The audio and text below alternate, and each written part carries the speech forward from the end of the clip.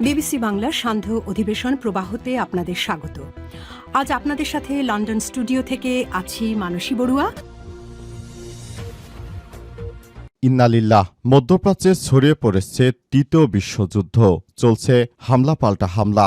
ইহুদিবাদী ইসরায়েল এবং মার্কিন যুক্তরাষ্ট্রের ঘাঁটি লক্ষ্য করে এমনভাবে হামলা চালানো হচ্ছে যে এর আগে তারা কখনো এতটা ভয়ঙ্কর হামলার শিকার হয়নি। মার্কিন যুক্তরাষ্ট্রের প্রেসিডেন্ট তিনি ইরানের ফাঁদে পড়েছেন। ইরানে ১-২ দিন হামলা চালিয়ে যে সফলতা অর্জন করতে চেয়েছিলেন প্রকৃতপক্ষে সেটি হয়নি। ইরানে ইহুদিবাদী ইসরায়েল ও যুক্তরাষ্ট্রের যে হামলা চলছে এই হামলা নজিরবিহীন ঘটনা। মার্কিন যুক্তরাষ্ট্র কখনোই ইতিহাসে এতটা ভয়ানক পরিস্থিতির মধ্যে পড়েনি। অবস্থায় মার্কিন প্রেসিডেন্ট ডোনাল্ড ট্রাম্প সেই কুখ্যাত সন্ত্রাসী ইরানের তেল সম্পদকে লুটপাট করার জন্য মূলত ইরানে হামলা চালায়। কিন্তু ইরান এমনভাবে প্রতিরোধ গড়ে তুলেছে যে এখন মধ্যপ্রাচ্য থেকে তাদের সেনাদেরকে নিয়ে পালাতে শুরু করেছে। পুরো মধ্যপ্রাচ্যে তাদের যে ২৭টি ঘাঁটি ছিল সবকিছু একে একে গুড়িয়ে দেওয়া হয়েছে। এছাড়াও ইহুদিবাদী ইসরায়েলের বেন গুরিয়ন আন্তর্জাতিক বিমানবন্দর, এছাড়াও বিভিন্ন বন্দর যেমন হাইফা সহ রাস আল ইসা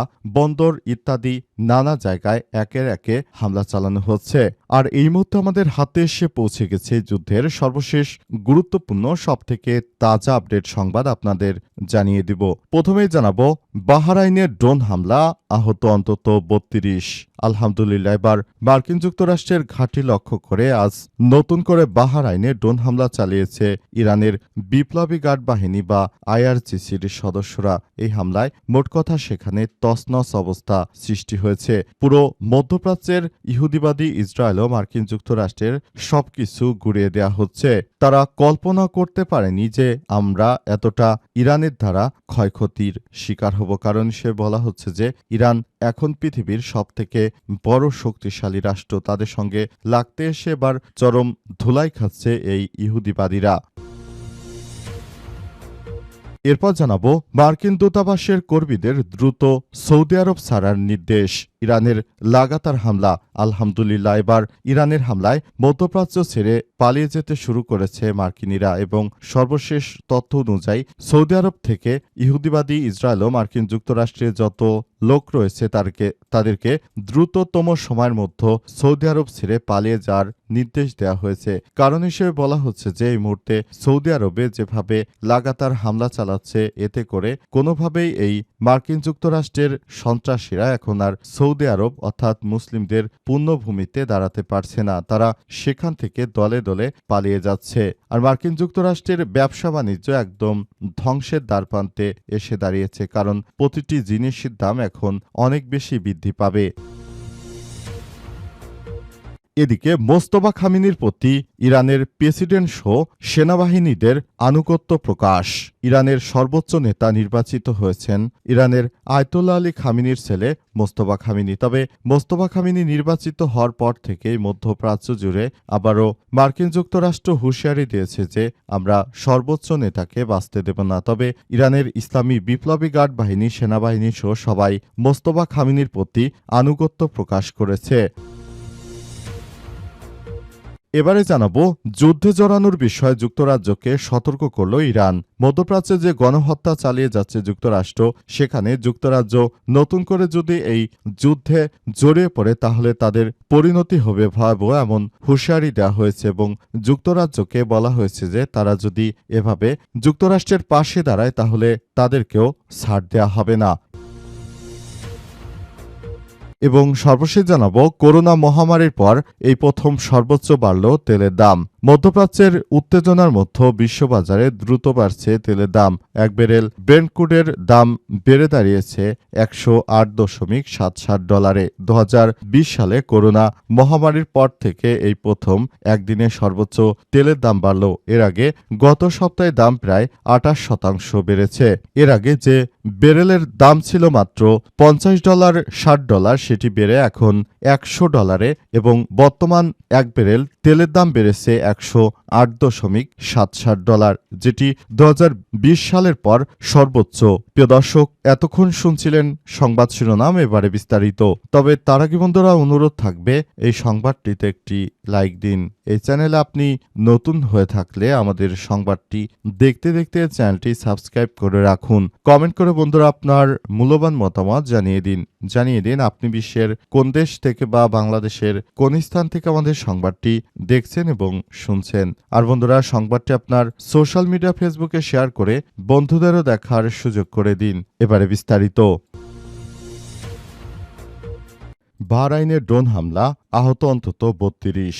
এইমাত্র সর্বশেষ তথ্য আমাদের হাতে এসেছে যে সংযুক্ত আরব আমিরাত এবং এরপর কুয়েত এবং সর্বশেষ বাহরাইনে ব্যাপক পরিমাণ হামলা চালাচ্ছে ইরান। ইরানের এই হামলায় পুরোপুরি মধ্যপ্রাচ্যের এই দেশগুলো ধ্বংসের দ্বার প্রান্তে চলে এসেছে। আর এই সর্বপ্রথম একটি তেল শোধনাগারকে লক্ষ্য করে এবার সংযুক্ত আরব আমিরাত তারা ইরানের দিকে হামলা চালিয়েছে। ইরানের দিকে হামলা চালিয়ে তারা সবকিছু তছনছ করে দিয়েছে, এমনটাই জানা গেছে। পুরো মধ্যপ্রাচ্য জুড়ে যে ধরনের কার্যক্রম শুরু হয়েছে সেই কার্যক্রমগুলো অত্যন্ত দুঃখজনক হলেও সত্য যে পুরোপুরি মধ্যপ্রাচ্য জুড়ে আসলে আবারও বড় ধরনের সংঘাত সৃষ্টি করতে পারে। পুরো মধ্যপ্রাচ্য জুড়ে যে ধরনের সংঘাত ও সমস্যাগুলো সৃষ্টি হচ্ছে সেগুলো অত্যন্ত দুঃখের বিষয় যে আমরা মুসলিম হিসেবে এখন আমাদের পুরো মধ্যপ্রাচ্য জুড়ে এই সংঘাতগুলো আরো বেশি ছড়িয়ে পড়েছে। এছাড়াও বলা হচ্ছে যে মধ্যপ্রাচ্য জুড়ে যে মুসলিম সম্প্রদায় রয়েছে তারা কিন্তু দখলদার ইসরায়েলি বাহিনী এবং মার্কিন যুক্তরাষ্ট্রের বন্ধু হিসেবে পরিচিত হচ্ছে, অথচ তাদের কিন্তু মুসলিম বিশ্বের পাশেই দাঁড়ানোর কথা ছিল, কিন্তু তারা সেটি না করে এখন তারা এমনভাবে তাদের এই কার্যক্রমকে সাজিয়েছে যে মনে হচ্ছে হয়তো মধ্যপ্রাচ্যের এই ঘটনাগুলো মার্কিন যুক্তরাষ্ট্র এবং ইসরায়েল তারা হচ্ছে নিরীহ আর ইরান হচ্ছে দোষী, অথচ ইরানের উপরই প্রথম হামলা চালিয়েছিল এই দুর্বৃত্তরা। কিন্তু মধ্যপ্রাচ্যের শাসক শ্রেণীর আসলে কি হয়েছে, তারা পুরোপুরি এখনো পশ্চিমাদের দালালি করছে। ইরানের লাগাতার হামলা, মার্কিন দূতাবাস কর্মীদের দ্রুত সৌদি ছাড়ার নির্দেশ।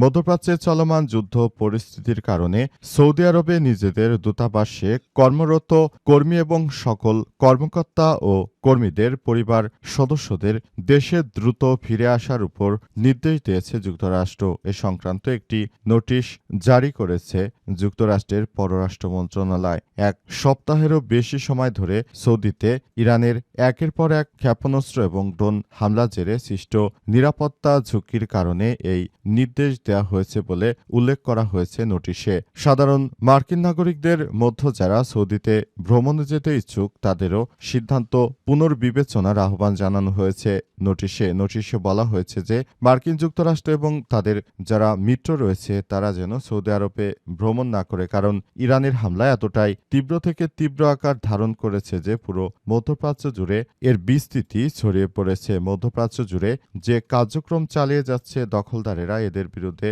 সর্বোচ্চ প্রচেষ্টা চালিয়ে যাচ্ছে তারা, এবং বলা হচ্ছে যে এই প্রক্রিয়া চলতে থাকবে এবং যতক্ষণ না পর্যন্ত এটি মূলত ওই দেশ থেকে শেষ না হয় ততক্ষণ পর্যন্ত এই কার্যক্রম চালিয়ে যাবে তারা, কারণ ইরানের উপরই প্রথমে হামলা চালায় মার্কিন দোসরেরা। এখন তারাই পালাতে শুরু করেছে এবং পুরো মধ্যপ্রাচ্য জুড়ে এখন যে ধরনের কার্যক্রম শুরু হয়েছে সেগুলো আসলে করার জন্য পুরো মধ্যপ্রাচ্য জুড়ে এই সমস্যাগুলো আসলে সমসাময়িক বিষয়গুলো নিয়ে আরো বেশি সতর্কতামূলক কার্যক্রম এবং বড় ধরনের সমস্যা সৃষ্টি হতে পারে বলে এমনটাই জানানো হয়েছে।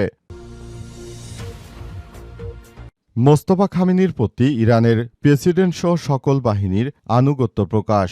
ইরানের নতুন সর্বোচ্চ নেতা মোস্তফা খামেনির প্রতি সমর্থন জানিয়েছে দেশটির প্রেসিডেন্ট মাসুদ পেজেশকিয়ান। পাশাপাশি দেশটির সশস্ত্র বাহিনী এবং ইসলামী রেভলিউশনারি গার্ড কর্পস আইআরজিসি রাষ্ট্র গণমাধ্যমে প্রকাশিত এক বিবৃতিতে এই কথা জানানো হয়েছে। এতে বলা হয়েছে যে সামরিক বাহিনী মোস্তফা খামেনিকে ন্যায়পরায়ণ, জ্ঞানবান, ধর্মপ্রাণ ও বিচক্ষণ হিসেবে বর্ণনা করে করেছে। তারা আরও জানিয়েছে যে আয়াতুল্লাহ আলী খামেনির মৃত্যুর পর তার সন্তানই সবথেকে বেশি যোগ্য উত্তরসূরি হিসেবে তিনি তাকে তৈরি করে গেছেন।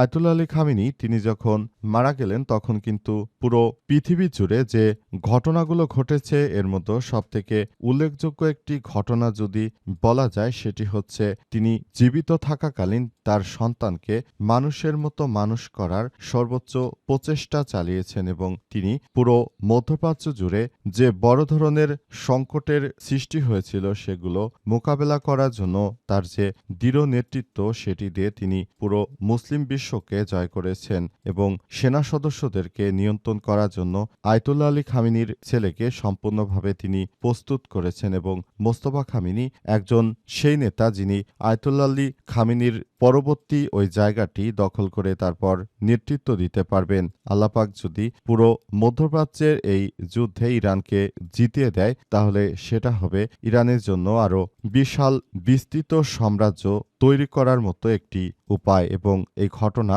মুসলিম বিশ্বের জন্য অত্যন্ত গর্বিত বলে মনে করা হচ্ছে। যুদ্ধে জড়ানোর বিষয়ে যুক্তরাজ্যকে সতর্ক করল ইরান। গণহত্যাকারী ইসরায়েল এবং তাদের সহযোগী যুক্তরাষ্ট্র যৌথভাবে ইরানে আগ্রাসন চালাচ্ছে, এতে জড়িত না হলেও ওয়াশিংটনকে সামরিক সহযোগিতা দিচ্ছে এবং তাদের ঘাঁটি ব্যবহারের অনুমতি দিয়েছে এই রাষ্ট্রটি। তবে এই ঘটনার পর পুরোপুরি মধ্যপ্রাচ্যে নতুন করে আবারও বড় ধরনের সমস্যার সৃষ্টি হচ্ছে। তাই এই রাষ্ট্রটিকে সরাসরি ইরানের পক্ষ থেকে এবার বলা হয়েছে যে তারা যদি মধ্যপ্রাচ্যের এই সংঘাতকে উস্কে দেয় এবং বড় ধরনের সমস্যা তৈরি করতে চায় এটি অত্যন্ত দুঃখজনক হয়ে দাঁড়াবে। এই ঘটনাগুলো তারা যদি ঘটায় অর্থাৎ মার্কিন যুক্তরাষ্ট্রকে তারা যদি সর্বাত্মক সহযোগিতা করে এর জন্য ইরান তাদের কোনোভাবেই ছাড় দেবে না বলে ইরানের পক্ষ থেকে আজ স্পষ্ট বার্তা দেওয়া হয়েছে। এছাড়া আরও বলা হয়েছে যে এই যুদ্ধ এতটাই ভয়াবহ আকার ধারণ করতে চলেছে যে মধ্যপ্রাচ্যে যে সংঘাতগুলো আছে এই সংঘাত আসলে মোকাবেলা করার জন্য দখলদারদের যদি সহযোগিতা করে যুদ্ধ পুরো অঞ্চল জুড়ে ছড়িয়ে পড়বে এবং এখান থেকেই হয়তো তৃতীয় বিশ্বযুদ্ধ শুরু হয়ে যেতে পারে এবং এর জন্য ব্রিটেনকে দায় নিতে হবে, অর্থাৎ সংযুক্ত যে তিনটি রাষ্ট্র রয়েছে তাদেরকে দায় নিতে হবে। এর মধ্যে আয়ারল্যান্ড, ব্রিটেন বা অর্থাৎ গ্রেট ব্রিটেন নামে পরিচিত এই রাষ্ট্রটিকে ইংল্যান্ডকে এর দায় নিতে হবে। ইরানের পক্ষ থেকে আরও স্পষ্টভাবে বার্তা দিয়ে জানানো হয়েছে যে তারা যদি মজলুমদের পাশে না থেকে বরং যারা জুলুমকারী তাদেরকে সহযোগিতা করে তাহলে ইরান এটা কোনোভাবেই মেনে নেবে না এবং ইরান তার জায়গা থেকে সর্বোচ্চ প্রতিরোধ গড়ে তুলবে।